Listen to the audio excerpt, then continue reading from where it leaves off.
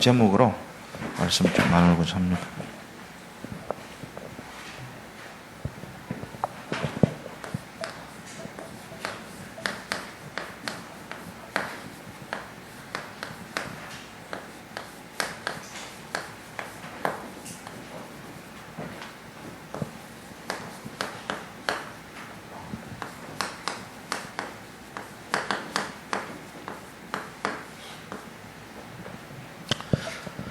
이번 주에 우리가 강단 메시지 조금 정리를 해보면요.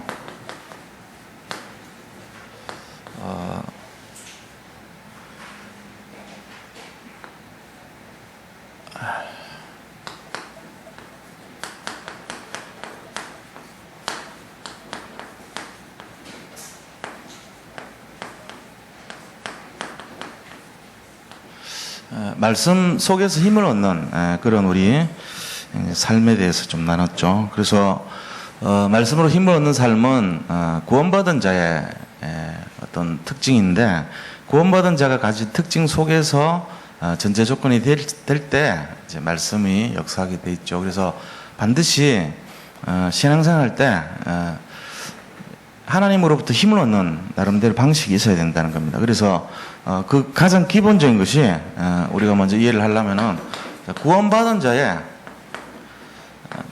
특징이 뭐냐 이거죠.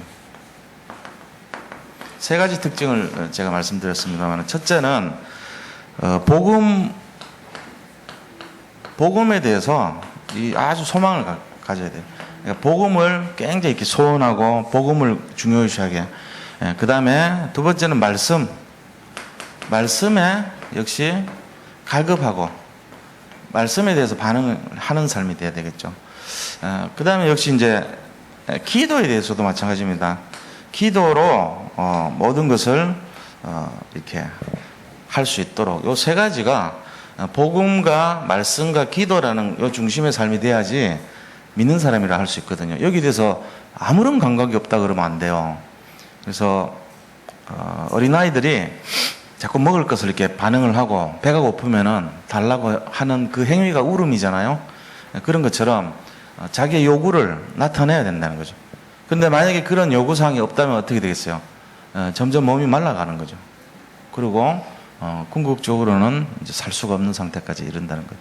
그러니까 우리가 무엇인가에 대해서 갈급한 것이 자기 이제 영적인 상태인데, 막 세상의 물질에 갈급하거나 아니면은 성공에 갈급하거나 아니면 자기 명예에 갈급하거나 이러면은 그 사람 영적인 사람 아니죠.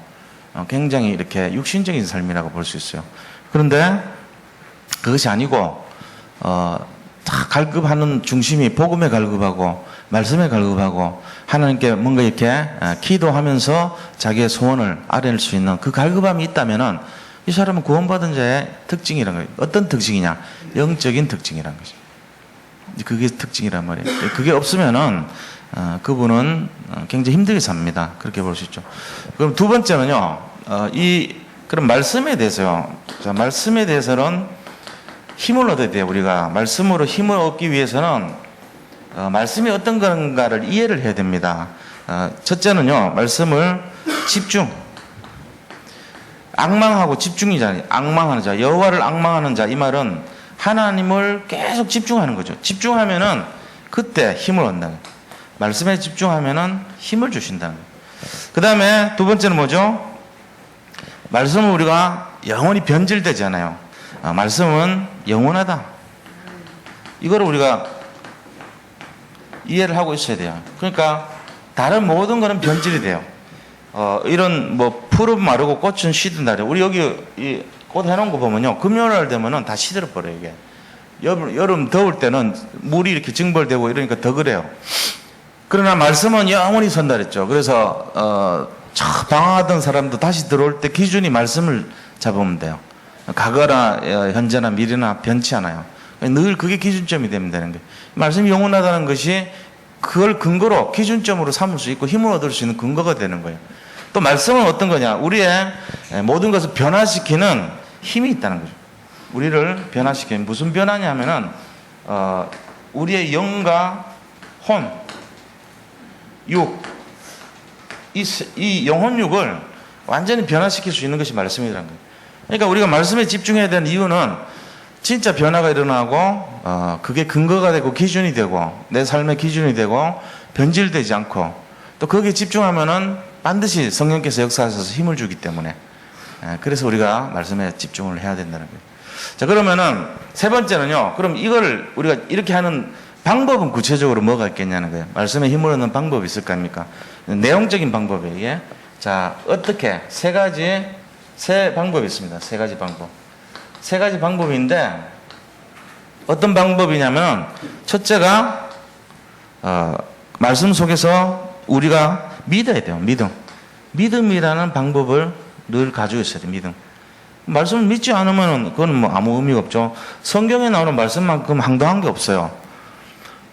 처음부터 끝까지가 다 거짓말 같아요. 말씀으로 천지를 창조하셨대요. 하나님이. 말이 안 되거든요. 수많은 하늘에 있는 별들을 어떻게 말씀으로 창조합니까? 근데 그런 거를 하나님이 다 하셨어요. 빛이 있으라니까 빛이 있었다 그러고.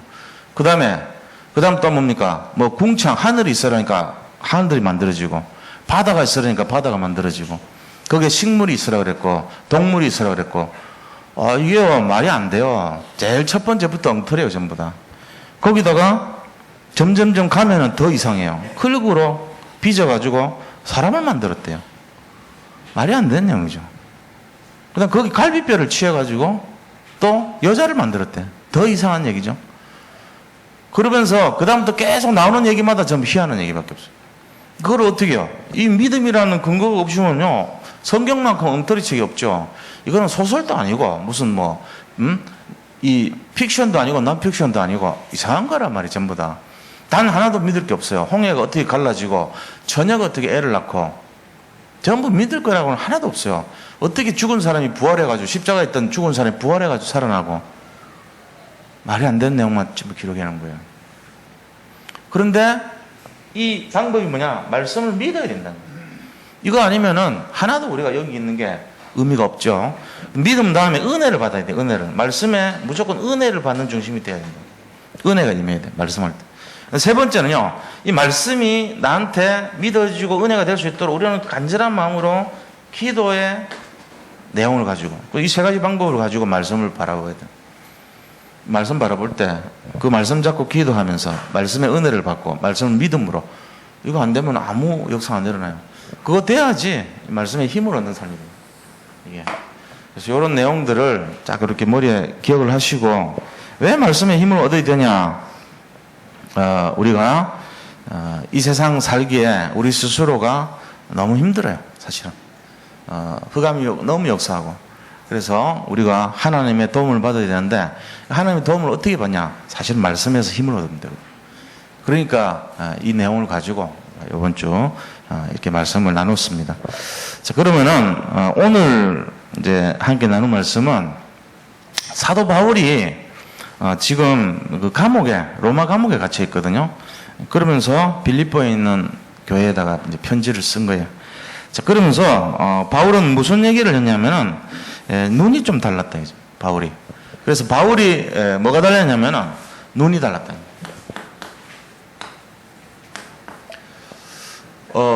우리가요, 우리 잘 알아야 하는 게 사도 바울이 지금 하는 메시지가 뭐냐면은 빌립보 감옥에서 밖에 있는 빌립보 감옥이 아니고 로마 감옥에서 이 바깥에 있는 빌립보 교회 성도들한테 뭐를 전달하고자 했냐면 한 가지예요. 어떤 상황에서도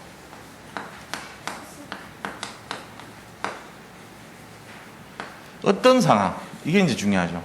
우리가 기뻐할 상황이 있고 어려운 상황이 있고 슬퍼할 상황이 있고 뭐 여러 가지 있잖아요. 근데 어떤 상황에서도 기뻐하라는 거예요. 이게 지금 바울이 강조하는 게 이거예요. 너희가 어떤 상황에서도 기뻐하라. 그걸 얘기하고 있어요.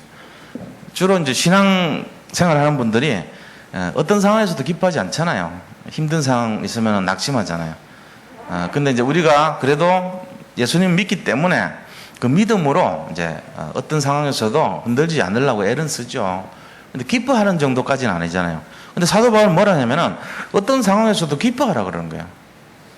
왜냐하면은 예수 그리스도께서 원하시는 것이 기뻐하는 삶이라는 거죠. 우리가 사는 게 힘들고 어렵게 살 필요가 없다는 거예요. 기뻐하게 살아라는 거예요. 어떤 상황, 감옥에 들어가 있는 상황조차도 기뻐하라는 거예요. 사도 바울은 그런 말을 하고 있는 거지. 본인이 직접 실천합니다. 그래서 바울이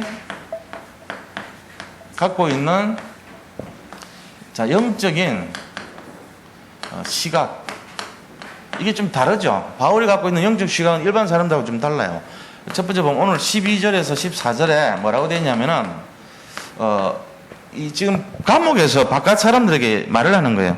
형제들아, 내가 당한 일이 도리어 복음 전파에 진전이 될 줄을 너희가 알기를 원한다. 내가 당한 일이 뭡니까? 지금 감옥에 있다는 사실을 말하는 거예요. 이제 감옥에 들어와 있으면서 내가 당한 이게 복음을 위해서 오히려 더 진전, 복음의 유익을 가져다 두는 일이다. 이렇게까지 얘기를 하는 거예요. 좀 시각이 다르죠. 13절 보니까 이러므로 나의 매임이 그리스도 안에서 모든 시위대 안과 그 밖에 모든 사람에게 나타났으니, 시위대 안과 모든 사람에게 나타났다는 거예요. 뭐가요? 자기의 매임이 그리스도 안에서 이게 나타났다는 거예요. 자기가 이 감옥에 있는 이 자체가 예수 그리스도 안에서 모든 시위대 안과 모든 사람에게 나타났다는 거예요. 지금 그 얘기하고 있어요. 뭔 말입니까? 나타났다는 말은 복음이 전파되는 도구가 됐다는 얘기죠. 내가 지금 이 감옥에 갇혀있는 이게 복음을 전하는 데 있어 가지고 많은 사람에게 알려졌는데 오히려 나의 매임이 그들의 복음 전하는데 도구가 됐다는 그 얘기하고 있는 거예요. 그래서 14절에 보니까 형제 중 다수가 나의 매임으로 말미암아 주 안에서 신뢰함으로 겁없이 하나님의 말씀을 담대히 전하게 되었느니라. 이게 뭔 말이에요? 전에는 막 연약했단 말이에요. 전에는 힘들었는데 자기들이 따랐던 그 영적인 지도자 바울이 지금 감옥에 잡혀갔거든요. 그 소식을 들으니까 무슨 마음이 드냐면은 이제는 이빨이 없으니까 잇몸이 나서야 될 때가 됐구나, 이걸 이제 느낀 거예요. 전에는 이건 뭐 나는 못해, 나 그런 거 나 못하겠어 이랬는데 이제는 그게 아니야. 우리 목사님이 저 감옥에 가 있는데 내라도 복음 전해야 되겠다, 이런 마음을 가졌다는 얘기죠. 믿음의 용기를 회복했다는 얘기죠. 이거 우리가 이제 그런 의미를 갖고 있어요. 그래서 감옥에 갇힌 것이 오히려 복음 전파에 진전이 됐다. 이게 이제 바울의 시각입니다. 바울의 시각은 뭐냐면은 고난이 아니라, 내가 갇힌 이 고난이 아니라 오히려 복음의 유익이 됐다는 거예요. 진전을 이뤘다는 것입니다. 이거를 고백하고 있어요. 그러면서 이 모든 것이 어떤 상황에서도 우리에게 원하는 것이 뭐냐면은 낙심하지 말라는 거야. 일반 사람들은 낙심하지 말고 기뻐하라는 거야. 이거를 지금 원하고 권면하고 있습니다. 너희는 어떤 상황이 오더라도 기뻐하라. 지금 그 얘기하고 있는 거예요. 그렇게 하면서 디모데후서 2장 9절의 말씀을 표현하고 있어요. 자, 디모데후서 2장 9절에는 뭐라고 되어 있냐면요. 역시 바울의 이제 고백이죠. 디모데한테 보낸 편지에서 복음으로 말미암아 죄인과 같이 매이는 고난을 받았지만 하나님의 말씀은 매이지 아니하느니라, 이렇게 말했어요. 내가 복음 때문에 이 감옥에 갇히는 고난을 받았지만 나는 몸은 갇혔지만 내 속에 있는 말씀은 제한할 수가 없다는 거예요. 맞잖아요.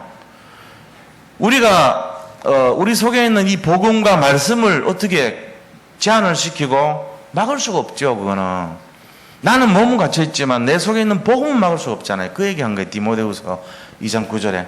그러니까 어떤 것도 복음은 막을 수 없다는 거예요. 지금 하나님께서 함께하고 있기 때문에 이 복음은 못 막는다는 거예요. 불가항력적이라는 거예요. 지금 그걸 얘기하면서, 그러니까 이 바울이 내가 감옥에 있지만 이 상황을 가지고 아무것도 변화된 게 없다는 거예요. 내가 복음 갖고 있는 거 밖에서 갖고 있는 거나 안에서 갖고 있는 거나 똑같다는 얘기하고 있습니다. 자, 그런데 바울이 지금 여기에서 우리가 알 수 있는 게 뭐냐면요, 바울의 그런 감옥에서 사역, 감옥 안에서 했던 바울의 사역을 좀 들여다볼 수 있는데요. 감옥 속에서 바울이 사역을 했단 말이에요. 어떻게 했냐면은 거기서 2년 동안 머물면서 시위대라고 하는 거는 이제 왕의 최측근들을 말하는 거예요. 그래서 근위대라 그러죠. 왕을 지키고 이렇게 보호해주는 그런 역할을 하는 근위대인데 그때 문헌에 기록된 게 한 10,000명에서 15,000명의 시위대 병력이 있었어요. 그 시위대 병력이 10,000명, 그때 당시 10,000명이면 요새로 보면 굉장히 더 많은 숫자로 봐야 되겠죠. 그 사람들이 사는 그 주둔지 안에 자기가 감옥으로 거기 터가 있었단 말이에요. 그 바운다리 안에 있는 집을 세를 얻어가지고 감옥처럼 나오지를 않고 거기서 살았던 거예요. 바울이. 이렇게 감옥, 자기 자택연금을 하는 감옥이었는데 지금으로 우리로 말하면 수도경비사령부 사령관, 그 수경사 같은 개념이라 보면 되죠. 수경사가 일종의 그 대통령 지키려고 서울을 지키는 부대 아닙니까? 말하자면은. 그러니까 그 근위대를 이제 딱 준비를 했다면 그 근위대 병력 안에 감옥이 있었던 거예요. 그 시위대 뜰 안에 감옥이 있었던 거예요. 거기 집을 얻어가지고 거기서 사역을 했다니까요. 누구를 사역했냐 이게 중요하잖아요. 거기 오고 가는 근위병 지키는 사람들, 자기를 가택연금하기 위해서 밖에 지키는 근위대 사람들에게 복음을 전했어요. 이게 이제 바울의 사역이에요. 자, 그렇게 하면서 바울은 거기에 로마 황제를 지키는 이 시위대 병사들 10,000명 정도가 있었는데 그 사람들이 바울 집을 경비를 썼단 말이에요. 그 사람들이 오면은 복음을 살살 얘기한 거예요. 그래가지고 2년 동안 거기 지키던 모든 사람들 다 복음을 시켰어요. 개인화시켜버려요. 바울이 다른 게 그런 거예요. 이 한 사람을 복음으로 개인화시켜버려요. 그게 달랐던 거예요. 그렇게 하면서 감옥 사역은 일단은 시위대 병사들에게 복음을 전했죠. 자, 그 다음에 두 번째는요, 뭘 이 사람들에게 전했냐면은 거기에 있는 시위대 사람들 말고 시위대 밖의 사람들도 있잖아요. 12절 보면은 다 있죠. 그 다음에 이제 13절에 나의 매임이 그리스도 안에서 모든 시위대 안과 그 밖의 모든 사람 이래 있잖아요. 시위대 안에 있는 사람들에게도 복음 전했지만 그 밖의 모든 사람이 누구냐는 거예요. 우리 이걸 알아야 돼요. 그 밖의 모든 사람이 누구냐면은 바울은요, 이 배경을 좀 알자면은 그때 감옥에 잡혀갈 때 이미 바울이요 굉장히 유명한 사람이 됐어요. 뭐로 유명하냐면은 저 사람은 손수건만 던져도 병이 났더라 이런 정도로 유명세가 있었던 사람이에요. 저 사람이 가면은 귀신이 떠나가더라 이 소문이 쫙 퍼져 있었던 사람이에요. 바울은 뭔가 영적으로 굉장히 힘이 있고 능력이 있다는 걸 소문이 났던 상태예요. 그러니까 누가 거기에 줄을 댔냐면은 이 전승대하고 갖고 나오는 기록에 보면요, 수많은 고위 관료들이요 줄을 서서 기다리고 있어요. 전부 다. 말하자면 그들은 무슨 심정이냐면은 심진송이라는 무당 앞에 뭔가 좀 얘기 들어가지고 덕을 보려는 그런 심정으로, 그런 식으로 바울을 봤던 거예요. 그래가지고 바울 한번 만나려고 전부 줄 서가지고 서 있었다니까. 군인병들한테 이렇게 돈 먹여가면서 야 좀 내 좀 만나게 해주라고 이런 식으로. 원래 못 만나게 되는데 그 중에 누가 있었냐 하면요, 전부 그 로마 안에 살고 있는 특권층들이 다 거기 살았어요. 지금 평양에는 특권층들이 살잖아요. 북한 중에도 특권층들이 평양에 살잖아요. 마찬가지로 로마 그 시민권자들은요 로마 안에서 특권층 아닙니까? 그 중에서도 가이사의 가족들, 가이사의 건속들이 나와요. 이게 빌립보서 4장 4절에 나온 내용이에요. 그 가이사의 건속들이라는 게 나온다. 가이사의 집 사람들이 이렇게 나온단 말이에요. 그들에게 문안하느니라 되죠. 가이사의 집 사람이 누굽니까? 황제의 가족들이란 말이에요.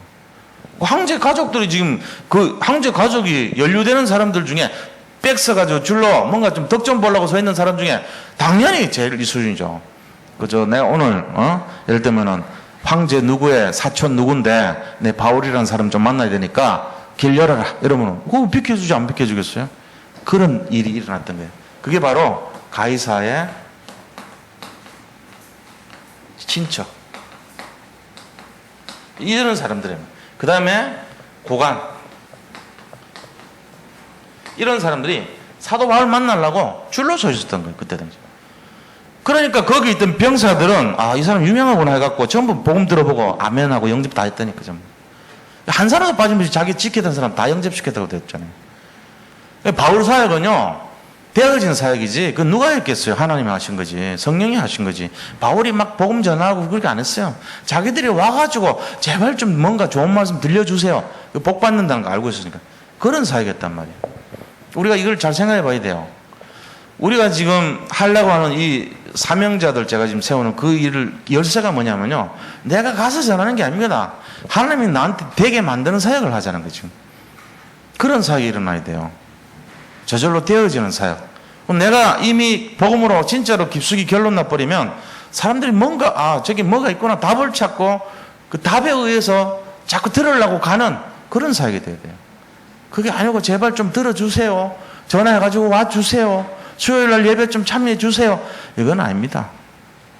그래 되면 큰일 나요. 그게 아니고 본인들이 벌써 마음속에 내가 복음 들어야 되겠다. 이 말씀을 들어야 되겠다. 이게 좀 돼야 된다. 그거 되면 끝나는 거죠. 그래서 우리 교회도 이제 전부 그쪽으로 이제 돌아가야 됩니다. 그쪽으로 돌아가야 되고 사역도 그쪽으로 들어가야 돼요. 그래서 영적인 터치를 자꾸 해줘야지 그게 일어나요. 왜냐? 우리는 영적 존재이기 때문에 영적인 사실에 대해서 터치해주고 영적인 사실에 대한 답을 주지 않으면 일반적인 윤리 도덕 그런 기준 가지고 사람 못 살리거든요. 흑암을 꺾어야지 사람 살아나는데 흑암이 꺾입니까? 근데 사도 바울은 정확하게 흑암을 꺾었단 말이에요. 그러니까 이 사역이 시작된 거예요. 그래서 이 바울의 영적인 시각이 내가 비록 감옥 안에 있지만은 내가 이것이 복음의 유익이 된다. 이렇게 딱 얘기를 했단 말이에요. 그러니까 이걸 우리가 잘 이해를 해야 됩니다. 자, 두 번째는요. 바울의 이 사역에 있어가지고 기쁨의 기준이 뭐였냐는 거예요. 그래서 바울이 기뻐했던 참된 기쁨 그거 한번 보겠습니다.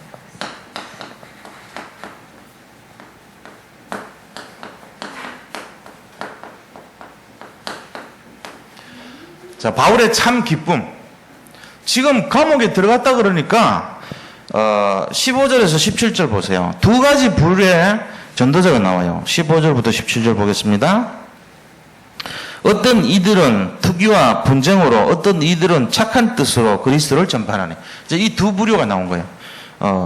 하나는 착한 뜻으로, 하나는 투기와 분쟁으로 전도를 막 하고 있어요. 16절에 이들은 내가 복음을 변증하기 위하여 세우심을 받은 줄 알고 사랑으로 하나. 그 이제 착한 뜻으로 하는 사람은 사랑으로 하나. 그 다음에 그들은, 이 말은 이제 시기와 질투라는 그들은 나의 매임에 괴로움을 더하게 할 줄로 생각하여 순수하지 못하게 다툼으로 그리스도를 전파하느니라. 이 두 가지를 설명하고 있어요. 자, 우리가 여기서 생각해 볼게.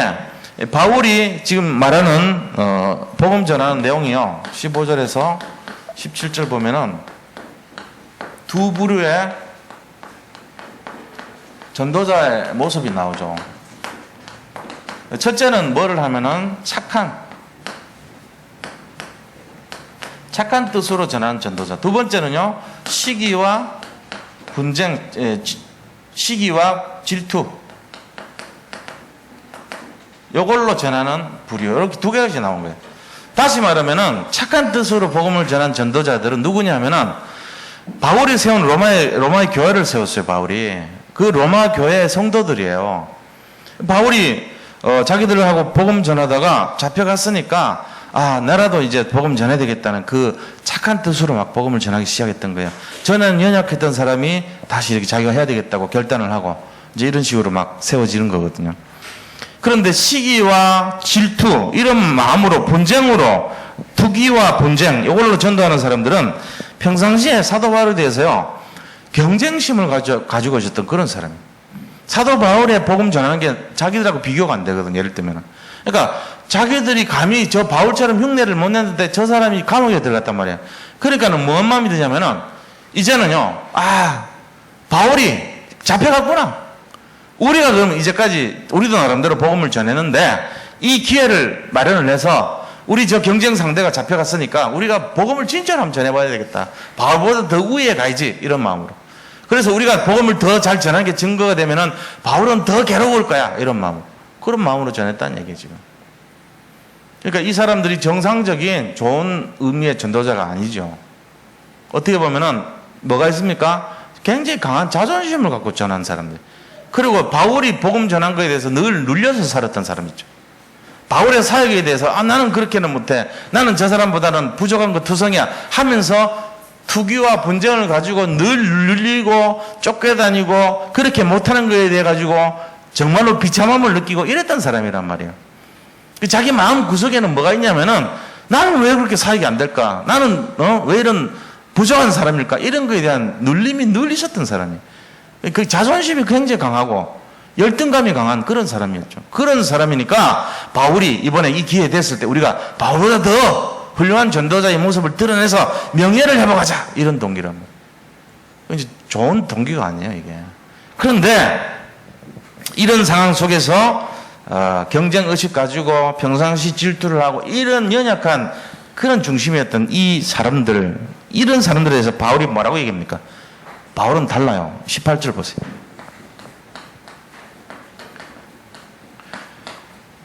18절에 바울이 고백합니다. 뭐라고 고백하냐면은 그러면 무엇이냐? 거칠애로 하나 참으로 하나 무슨 방도로 하든지 전파되는 것은 그리스도니 이로써 나는 기뻐하고 또한 기뻐하리라. 바울이 기뻐하고 기뻐한 이유가 뭐죠? 복음이 전해졌다는 거예요.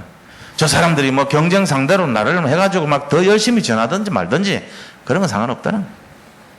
아니면은 선한 마음으로 복음을 전하든지 상관없다는 거예요. 중요한 거는 복음이 전해졌다는 사실입니다. 어떤 마음으로 전했든지 간에 관계없이 복음이 전해졌다는 그게 중요하다는 거예요. 지금 바울은. 바울이 기뻐하고 기뻐할 이유는 바로 복음 전파가 된다는 사실을 중요하게 생각해요. 그만큼 자기를 무시하고 자기를 경쟁 상대로 여기고 자기의 자존심을 꾸기는 그런 거랑 관계없다는 거예요. 바울은. 그게 중요한 거 아니란 거예요. 그거 다 서론이니까. 그래서 바울이 뭐라고 생각하냐면은 갈라디아 1장 15절 16절에요. 내 어머니의 태로부터 나를 택정하시고 그의 은혜로 나를 부르시니가 그의 아들을 이방에 전하기 위하여 그를 내 속에 나타내시기를 기뻐하셨을 때에 그랬어요. 이 말은 뭔 말이냐면은 어머니 태로부터 나를 부르시고 하나님 은혜로 나를 부르신 그분이 그 아들, 다시 말해 그리스도를 이방에 나타내기 위해서 나를 사용하는 걸 기뻐하셨다. 그 얘기예요. 하나님이 나를 쓰신다는 그 얘기하고 있지 않습니까? 그 다음 또 뭐라 하냐면요. 갈라디아 2장 8절에 보니까 베드로에게 역사하사 그를 할례자의 사도로 삼으시니가 또한 내게 역사하사 나를 이방인의 사도로 삼으셨나니라. 베드로를 삼았던 그 하나님이 나를 이방인의 사도로 삼았다. 이 고백하는 거예요. 자기는 이 복음 전파하는 일에 쓰이는 게 너무 감사하다는 거예요. 그래서 사도행전 20장 24절에도 내가 달려갈 길과 하나님이 나에게 주신 사명 곧 그 은혜의 복음을 증가하는 일을 마치려면 내 생명도 조금 더 귀한 것으로 여기지 아니하노라 이랬거든요. 사도 바울의 중심은요 복음 전파를 위해서 생명도 걸겠다는 마음이었어요. 이게 바울이 우리에게 고백한 중심입니다. 나를 이렇게 경쟁 상대로 나를 어떻게 감옥에 갔다고 막 더 힘들게 만들 의도로 뭘 어떻게 하든지 상관없다는 거예요. 내 자존심이 중요한 게 아니라 오직 그리스도가 전파되는 것이 더 감사하다 이 얘기하는 거죠. 우리가 이런 내용들을 알아야 됩니다. 자, 그러면은 결론적으로 우리가 볼 때 결국 이건 뭔 말입니까? 결론을 정리를 하면요.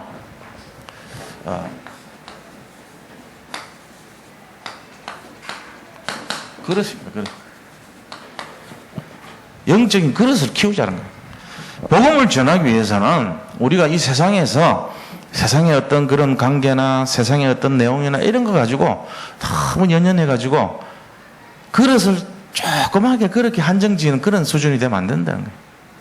복음의 영적인 그릇을 넓히고 서로는 다 지나가고 본론 중심으로 복음 전하는 게 본론이죠. 뭐. 그 본론이 복음 전하는 게 뭔 말입니까? 바로 흑암과 없는 비밀을 전하는 거예요. 사람마다 다 흑암에 지금 쌓여서 살잖아요. 그 흑암을 꺾을 힘을 전달해주면 그게 복음 전한 거거든요. 그럼 그 사람 살아나요. 흑암 꺾을 힘을 누리게 만들어주면 살아나죠. 그 누리는 비밀이 세 가지가 있어요. 뭐죠? 갈보리산 언약, 그리스도 발견하게 해주고 그게 이제 보혈의 능력이란 말이에요. 보혈의 능력을 전해주는 거예요. 그럼 구원받죠. 그 다음에 감람산 능력을 전해주면 돼요. 감람산 능력이 뭐죠? 하늘 보좌의 능력 아닙니까? 하나님 보좌의 능력을 전해주면 되고 세 번째는요. 오순절 마가다락방의 능력을 전해주면 돼요. 그게 뭐냐? 성령의 능력 아닙니까? 그러니까 보혈, 예수님 피의 능력, 하늘 보좌의 능력, 성령의 능력, 이 세 가지를 주면은 그 사람이 해방돼 버려요. 이거를 전해주기 위해서 우리가, 이게 바로 신분 건세란 말이에요. 우리가 하나님 자녀고 이거를 전해줄 수 있는 자격을 갖고 있다면 흑암각을 건세를 주셨단 말이에요. 예, 그거 하는 겁니다. 그래서 명적인 큰 그릇으로 되자. 그 다음에 두 번째는요, 영적인 눈, 시각. 눈을 좀, 관점을 넓히자는 건데, 관점 넓혀요.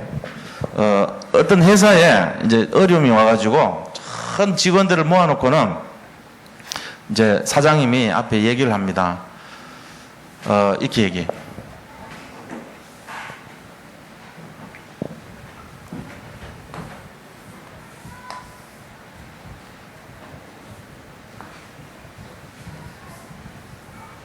이렇게 해놓고 여기 뭐가 보입니까? 물어봐요. 사람들한테. 자, 지금 이 도화지에 뭐가 보입니까? 물어본다. 모르니까 거기 있는 사람들이 전부 이 점이 있다고 얘기해요. 점. 계속 물어봐요. 점 이외에 다른 게 안 보이냐고. 점 이외에 뭐가 보이죠? 점 말고 다른 건 뭐가 보죠? 그러니까 이제 전부 다 아무것도 없다고 그랬어요. 다. 그러니까 사장님이 뭐라 하냐면은 우리가 지금까지 우리 회사가 안 된 이유가 그거다는 거예요. 자, 우리 교회가 만약에 뭘 못 봤다면 그 문제 때문이에요. 우리 인생이요, 만약 여기서 이 점만 봤다면은 그것 때문에 우리가 좁은 시각에서 살았던 거예요. 그게 아니요. 정답이 뭡니까? 이게 보여야 돼, 이게. 이 넓은 흰 도화지. 점은 그 중에 한 개밖에 안 되잖아요. 넓은 도화지 화면 전체를 봐야 돼요. 여기 뭐가 보입니까? 그러면 넓은 도화지 흰색 바탕이 보이네요. 이게 돼야 되는데 우리는 점 하나를 보고 점이 보입니다. 점 말고는 뭐 있어? 없어요. 이래요. 점 말고 없기는 뭐가 없어. 점은 아무것도 아닌데 1%도 안 되는데 전체가 채운 게 흰 전체인데 이걸 볼 수 있어야 돼요. 자, 복음이란 게 이게 이 전체가 이게 복음이에요. 이게 복음이에요. 근데 복음 안에서 어떤 사건이 하나 일어났어요. 우리가 뭘 보냐 하면은 이 사건만 봐요. 이것만. 그래가지고 이번에 여기에서 뭐가 보입니까? 그러면 이 사건만 자꾸 얘기해요. 실제적으로 복음을 말하면 이 전체를 봐야 됩니다. 이 전체를. 전체를 보면요. 이 사건은 아무것도 아닌 거예요. 이 눈을 넓혀야 된다. 이게 필요한 겁니다. 인생 전체에서 가지고 지금도 마찬가지예요. 오늘도 마찬가지입니다. 내 인생 전체 속에서 일어나고 있는 복음에 대한 내용들을 바라봐야 되는데 우리는 오늘 하루 종일 있었던 것 중에 그 조그마한 사건, 이 24시간 안에 아주 미미하게 있는지 없는지도 모르는 솔직한 얘기를 별 채우지도 않고 그 사건 때문에 그거를 자꾸 오늘 뭐 있었나 그러면 오늘 24시간 전체가 내 복음인데 그것 중에 조그마한 거 안 된 거, 화났던 거, 기분 좋았던 거 그거 따지고 있단 말이에요. 우리가 지금 그런 시각, 좁은 시각 갖고 살아요. 그게 내 전체가 아니거든요. 내 전체는요, 이 흰 도화지 전체가 내 전체. 그 속에서 가능성도 찾고, 창조의 능력도 찾고, 모든 걸 찾아내야 되거든요. 그러니까 한 군데만 집중해가지고 편협된 인생이 돼요. 요것만이 답이라. 그거 안 되는 거예요. 그게 아니라는 거예요. 요거를 확장시켜서 무한한 가능성을 발견해야 돼요. 인생은 무한한 가능성이 있습니다. 그런데 지금 우리는 그 문제, 그 사건, 그 내용 때문에 나는 안 돼. 요거 한 개 딱 지정돼 버려요. 그건 틀린 거예요. 아직도 채워야 될 공백이 되게 많고 무한한 가능성이 널려 있어요. 앞으로 내 인생에. 그 무한한 가능성 속에서 나를 메꿔 나가는 것이 재창조의 역사예요. 복음 가진 사람은 반드시 이걸 잡아내야 되는데 늘 내가 집중하는 거는 조금만 안 되는 거, 지금 나한테 안 되고 있는 그 조그마한 문제, 점, 그거를 집중해가지고 내 전체를 도배를 해버려요. 내 전체가 뭔지 아세요? 요게 아니고 이 전체가 확장, 이게 내 전체가 돼버린 거라. 이게 다 해가지고 이 조그마한 점이 이렇게 내 전체가 돼. 이게 내 전체라고 생각하고 있다는 거. 그 작은 게 확대돼가지고 내 전체를 메꿔요. 그래서 실패시키게 만들고 내 인생이 안 된다 그러고 나는 부족하다 그러고 나는 무기력하고 무능력하다고 단정을 지고 살아요. 그 조그만 사건 하나 때문에 내 전체를 망가뜨리고 산다. 이러니까 안 되죠. 이거를 빨리 파괴시켜야 돼요. 어떻게 해요? 그리스도를 집중하면 그분의 능력이 내 속에 들어오면서 전체가 다시 바뀝니다. 새로운 인생이 되죠. 그걸 다시 시작해요. 그렇게 해서 힘바탕, 절대 주권, 절대 능력, 절대 시각이 우리 속에 시작이 됩니다. 이게 이제 돼야 돼요. 절대 능력이 다시 시작돼야지 우리 인생이 제대로 시작되는 거예요. 하나님의 능력이 우리를 가득 채울 때 그때 우리 인생이 진짜 인생 되는 거예요. 지금까지는 전부 틀린 겁니다. 오늘 이 시간부터 새로운 눈으로 시작하시기를 축원드립니다.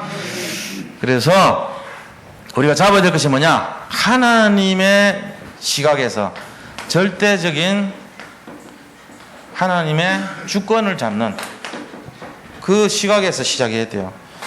하나님께서 하시는 거지 뭐 내가 뭐 할 수 있는 게 있습니까? 그걸로 하면 하나님은 부족함이 없어요.